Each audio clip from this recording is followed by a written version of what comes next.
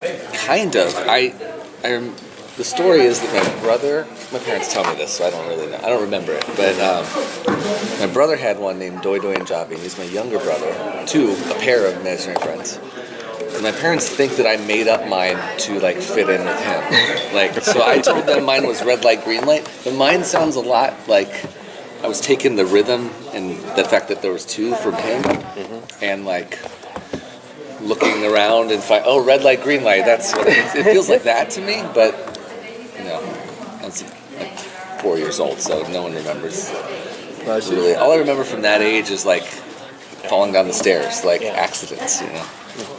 So I'm curious. Obviously, the network loved it too. Get it going. But did you have kind of an unusual reaction from some of the networks when you started pitching the idea for the show? I was new to this whole process. I'd been in animation at Disney for 7 years before, and Sony before that, and so I didn't really know what this was going to be at all. The idea of coming up with something and pitching it around, and we did it all in one day. So not the planning, but the pitch, right? Because I guess there is the network. If you go to a certain network in the morning and they start to hear about it, and then there's they're competitive, so they're well, we want to hear that. So you make it all kind of one day, and Doug Robinson kind of plans all that stuff. And there was definite, just because of the team and the general kind of weird concept pitch, I think people were interested in some way. And but ABC having a relationship with Adam already, it became clear that was probably the best partner in this case. And at that point, there's no real story for the pilot. There's no scripts. It's just kind of talking about the concept and showing a little piece of artwork, and totally different looking than the show in the end. But it starts there, and I think. It was a generally positive reaction overall of just kind of being interested in making something happen. Yeah, it was a weird day for me because I didn't like that, and it was a nice kind of this is what this world is, I guess. And it was kind of a rocket from there. It doesn't go slow. Yeah, that's for sure. And how long had you been shopping around before it was picked up?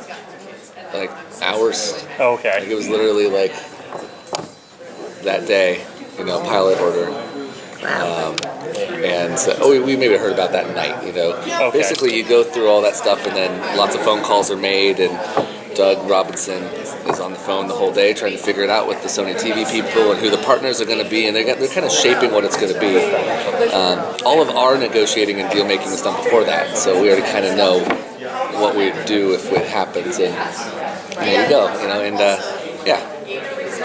Would there ever be a Imaginary Mary, the animated version by Patrick Oscar? We thought about, there's this whole other world.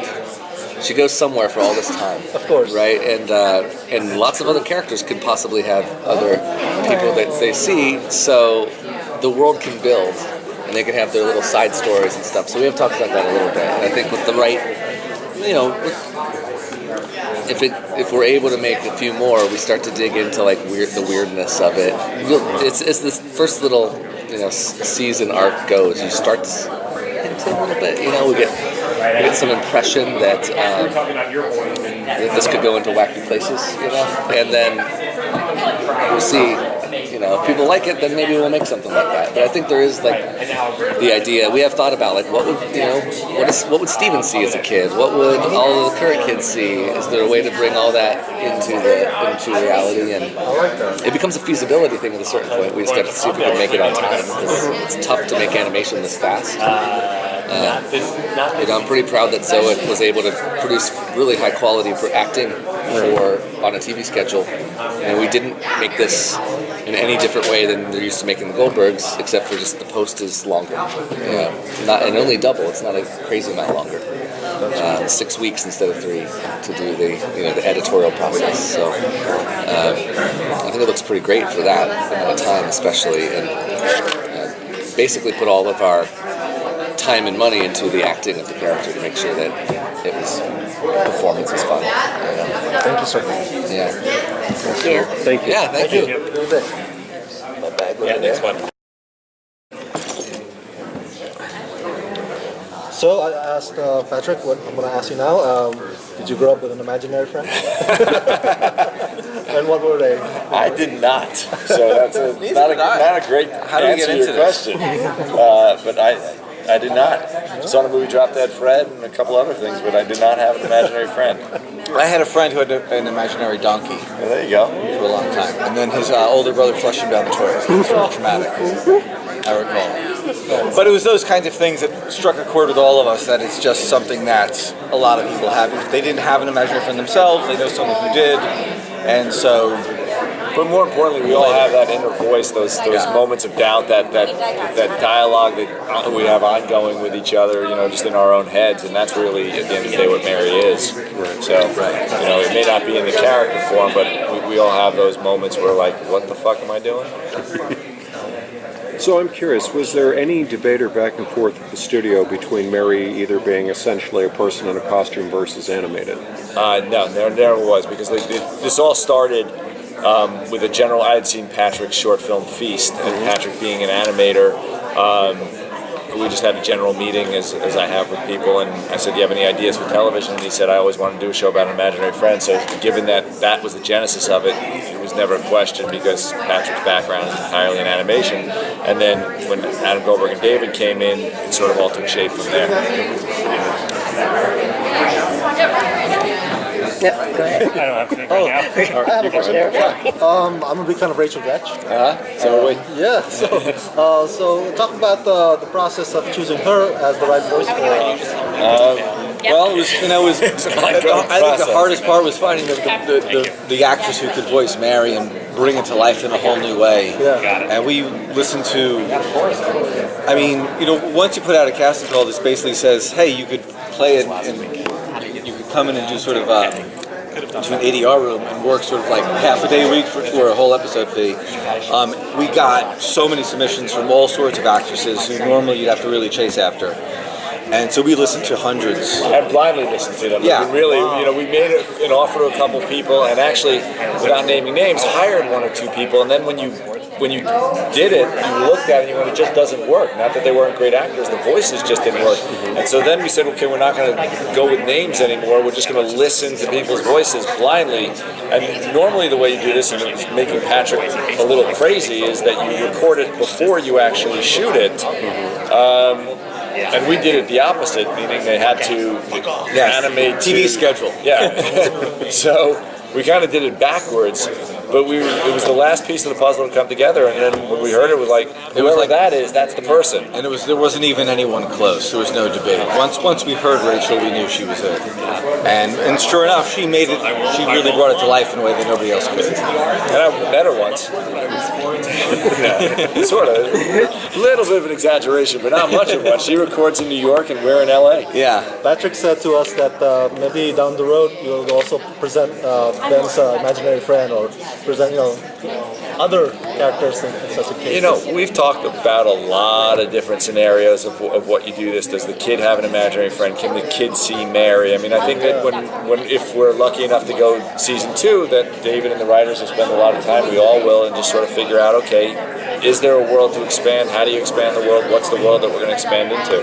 And really, to echo something that Doug said earlier, the show is less about imaginary friends and more about the sort of internal conflict we all have in trying to live our lives to the fullest. So Alice wants to be a single career woman, and with all the great things that sort of go along with it, and now she's met this guy with kids and is debating about whether or not she wants to be in this family, and Mary is really representative of like that sort of dialogue she has within herself about what to do next and how best to navigate this and retain her identity and still have this sort of full life. So from that sense, like one imaginary friend really seems to serve our purposes best, because that's sort of what it really represents. But how many people can see that imaginary friend? So that was kind of dovetailing into what I was going to ask, is roughly about how far out have you mapped out stories at this point? Well, since it's based somewhat on David's own experience. We know where it's going. Well, we basically, we have 9 episodes there through the end of the season, and we see Alice, sort of walk that fine line of integrating herself in this family. She and Mary figure that out, And we also bring all the other characters to life a little bit further. You know, the pilot spends a lot of time setting up that relationship. We get to spend more time in series exploring the kids and Ben and sort of how they feel about this new woman in their lives and how that all works. So we just really, what we have nicely is sort of like watching the development of this relationship as everyone gets to know each other better and see how it progresses. I love this picture of Steven, by the way. I'm just going to lean against the wall. You look as sexy as he does. I love this picture of me because... By the way, look how old you are, look how young you are, I know. and how fat I am. Gray. That's like, I don't know when this was taken, but there's no gray in my beard whatsoever. That was your high school graduation? It was just yesterday. What are you talking about? Thank you, guys. Thank you. Thanks. Stay the next table, guys. Sure, very nice meeting you. Thanks. Nice meeting you. No, I wish I did. I would have been a lot less lonely. What about you, Jenna? No, I never had an imaginary friend. My mom did have to apologize to people often because I would stare at them. Because I was always studying human behavior and humanity. I just thought people are so interesting, and I was always curious about their stories, so I would just stare. And she would be like, I'm so sorry, I'm so sorry. She'd just walk around apologizing to people because I would just be staring all the time. It helped me. It helped me as an actress. Yeah. So your character falls in love with Ben, who has 3 kids, and that's different from your life. Are we going to see more of what makes Ben worth it? What? I'm sorry. 3 kids? I'm like, whoa. When I watched it, I was like, oh. I'll tell you what makes it worth it. Ben is such a compassionate, patient guy. With the fact that I'm in such foreign territory, I would imagine if you're a dude you're a divorced guy with 3 kids, you've got some of them are teenagers going through puberty, the last thing you want is a woman who has no idea what the hell she is doing. So it takes a real warm, compassionate, patient soul to be a father and also integrate me into his life, and that's telling right there of someone who's of value. Yeah, I think you'll see as the season progresses that Ben is the kind of guy who just wants to make the people in his life happy. He'll do anything for her. He'll do anything for his kids. And that's really the only thing that anyone's really looking for, right? And you know what I love too is like as the season progresses and I start integrating more with the kids and I start going like, oh, well, maybe I can kind of do this. He then starts opening up his vulnerabilities. And like as I take a little more presence with the kids, it allows him to become more vulnerable because he doesn't have to be the solid one all the time, which then opens the door for even more comedy because then I kind of have moments where I can boss him around as if I know what I'm doing. Sure. But and it's just more comedy in that way. We sort of switch roles a little bit from time to time. And even though things get crazier and more hectic, I think it gives Alice a new sense of purpose. She has a chance to have a family, and that's maybe something she didn't imagine was possible. And there's a lot of richness that comes out of that. But I think he's worth it. What about the premise of the series made you guys want to audition for it? Oh, there's never been anything done like this on network TV. I mean, I always look for something different. And, I mean, there's a CGI character, I'm obsessed with CGI movies, and to be part of that and privy to that experience is like a lifetime, it's a chance in a lifetime. And with, with Jenna attached to the project, it was like, this is a great opportunity to work with a veteran sitcom brilliant actor, and for me, I jumped at that. And what about you? What also the money. Primetime money never sucks. Never met them. I loved how much I have to do, how many problems my character has at any given time in any of these scenes is like epic. Physically, emotionally, mentally, in a comedic way. And I just thought, oh my God, I have so much to do. There's so much to play. I would be like pulling from every tool in my tool belt to do this role, which I really got excited about. Because it wasn't one note. There's like a lot going on, and so that really interested me. I just thought, wow, I haven't done this before. That seems fun, and like everybody involved is super talented. From Sean Levy to Adam Goldberg and Doug Robinson, an Academy Award-winning animator. I'm like, okay, I couldn't find any reason not to do it, and I really didn't want to do network television anymore. I told my agents, do not bring me a network television show. I'm not doing it. So Rachel Dratch. There we have it. Okay, well, Rachel Dratch was on the round, right? So how did you guys make that work to interact with the Mary CG? Yeah, so when they offered me this role, I was like, okay, we gotta have a little powwow here. You know, so me and Sean and Adam and Doug and Dave, we all got together and had a little meeting.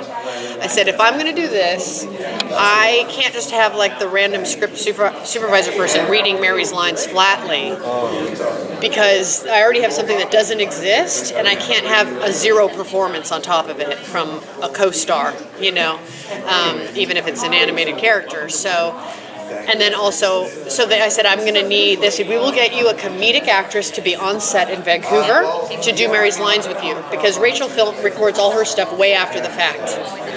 Once we film it, they edit it together, and then she sees it and does her voice.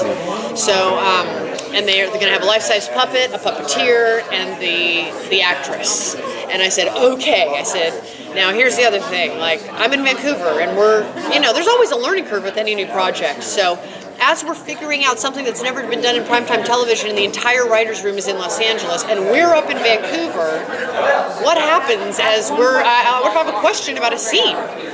Like, I don't want to feel like I'm just up there floating by myself, going through this learning curve.